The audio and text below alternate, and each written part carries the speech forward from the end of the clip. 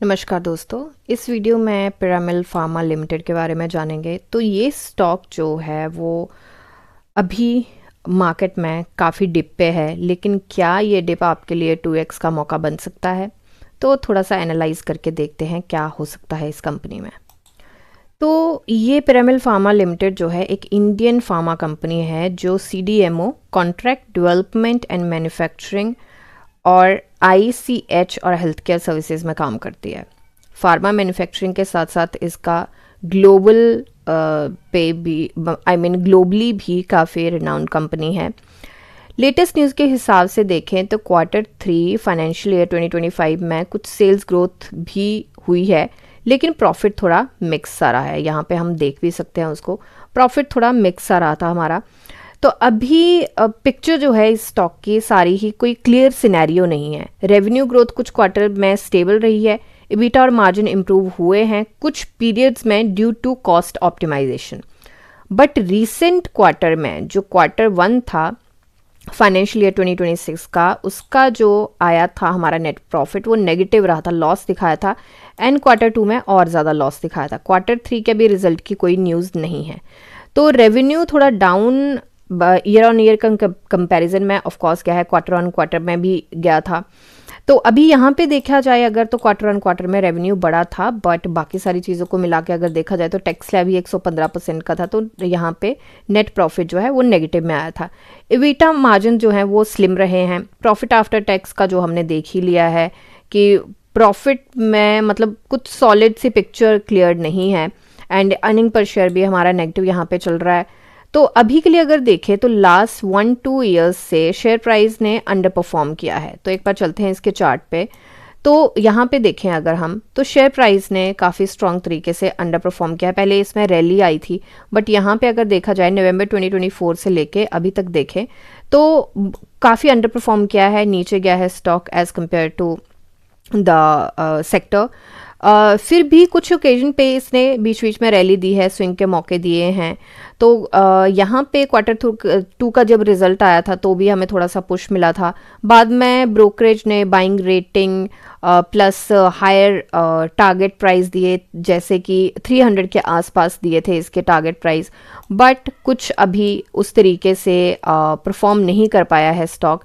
तो let's see अभी क्या हो सकता है। तो शॉर्ट टर्म में मुझे लगता है कि फिर भी बाउंस बैक आ सकता है एंड यहाँ पे कुछ स्कैल्पिंग का और स्विंग का मौका मिल सकता है। अभी के लिए अपने पिवट से नीचे स्टॉक ट्रेड कराए, उसके बाद जैसे अगर ये रिटर्न लेता है तो इमीडिएट इसको 171 की रेजिस्टेंस फेस करनी पड़ेगी। एंड यहाँ पे इसके काफ़ी स्ट्रॉन्ग फुटप्रिंट हैं। यहाँ पे भी अगर हम देखें तो यहाँ पे भी काफ़ी बार हाई इसने प्रिंट किया है। तो टेक्निकल साइड ने कुछ ने ये बोला है कि हाँ RSI जो है ओवरसोल्ड जोन के आसपास है, तो ये बाइंग सिग्नल दे रहा है। बट अगर देखा जाए तो यहाँ पे नो डाउट ये सपोर्ट के पास है, यहाँ से बाउंस बैक मिल सकता है, पर वो कितना सस्टेन करेगा, वॉल्यूम उसको फेवर करेगी या नहीं करेगी, उसको सपोर्ट बना के रखेगी या नहीं बना के रखेगी। अगर नहीं वॉल्यूम ने उसको सपोर्ट किया तो यहाँ से पुल बैक भी आ सकता है। तो इसका मतलब है शॉर्ट टर्म में स्टॉक बाउंस कर सकता है, लेकिन ट्रेंड फिर भी क्लियर नहीं होगा। क्योंकि अगर ये देखा जाए, अगर इसने कर भी लिया क्लियर, तो पिवट से भी निकल गया, इसके ऊपर भी निकल गया, तो यहाँ पे रेजिस्टेंस 1 जो है इसकी 85.90 पे, ये भी काफ़ी स्ट्रॉन्ग 185.90 पे ये भी काफ़ी स्ट्रॉन्ग रहने वाली है। तो की पॉइंट क्या है यहाँ पे, जो इंपॉर्टेंट लेवल्स हैं जो ध्यान में रखने वाले हैं, वो है प्रॉफिटेबिलिटी कंसिस्टेंट नहीं है, रेगुलेटरी US FDA इंस्पेक्शन का इम्पैक्ट हो सकता है, debt level still high relative to profit, and then market volatility तो है ही है, और सेक्टर वाइज प्रेशर भी इफेक्ट हो सकता है उसका यहाँ पे। तो सिंपल वर्ड्स में बात करें तो हाई रिस्क है, potential reward but consistency required. यहाँ पे ये चीज़ें तो हैं कि हो सकता है, बट अगर सारी चीज़ें सपोर्ट करें और कंसिस्टेंसी बने, इनके जो रिजल्ट्स आ रहे हैं, जो रेवेन्यू है, अभी भी रिजल्ट आने वाला है, क्वार्टर खत्म हो चुका है, तो क्या बनता है, तो उसके ऊपर बहुत ध्यान देना पड़ेगा।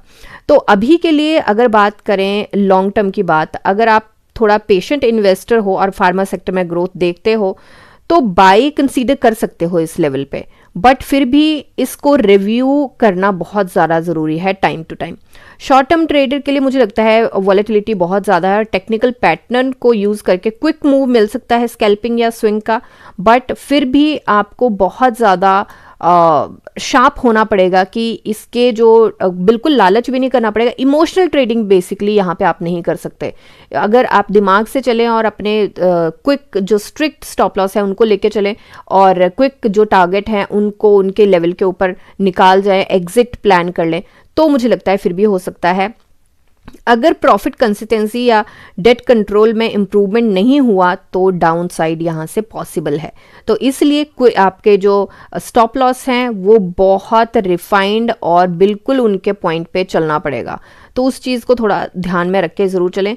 रिस्क भी है स्टॉक में, रिवॉर्ड भी है, बट यहाँ पे मार्केट का जो माहौल है, जियोपॉलिटिकल इशू, बाकी सारी चीज़ें, उनको ध्यान में ज़रूर रख के चलना पड़ेगा। और मार्केट के सेंटिमेंट्स क्या हैं, बेसिकली फार्मा सेक्टर में क्या सेंटिमेंट्स है, कोई ऐसी न्यूज़ तो नहीं आ रही ड्रास्टिक जो इसमें इफेक्ट कर सकती है स्टॉक को, तो वो सारी चीज़ें ध्यान में रखनी जरूरी है। RSI 38.47 पे है, तो काफ़ी अच्छे पॉइंट पे है, रिवर्सल यहाँ से पॉसिबल है। एक बार वीकली चार्ट हम चेक कर लेते हैं।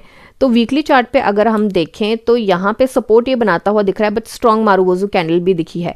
और अगर देखा जाए तो बेरिश इनगल्फिंग कैंडल बनाई है इस वीक में इसने, तो ये का बहुत अच्छा साइन नहीं है। RSI 36.19 पे है, तो साइन इसके थोड़े बेरिश वाले माहौल के ही हैं, बट फिर भी एंट्री मुझे लगता है लॉन्ग टर्म के लिए बहुत पेशेंस के साथ बनाई जा सकती है, बट शॉर्ट टर्म में ये काफ़ी स्केप्टिकल सिचुएशन में है, तो कंफर्मेशन कैंडल का जरूर वेट करके चलें। रेस्ट ये सिर्फ मेरी एनालिसिस है, कोई बाई सेल होल्ड की रिकमेंडेशन ही है। मिलते हैं नेक्स्ट वीडियो में, तब तक के लिए शुक्रिया एंड हैप्पी इन्वेस्टिंग।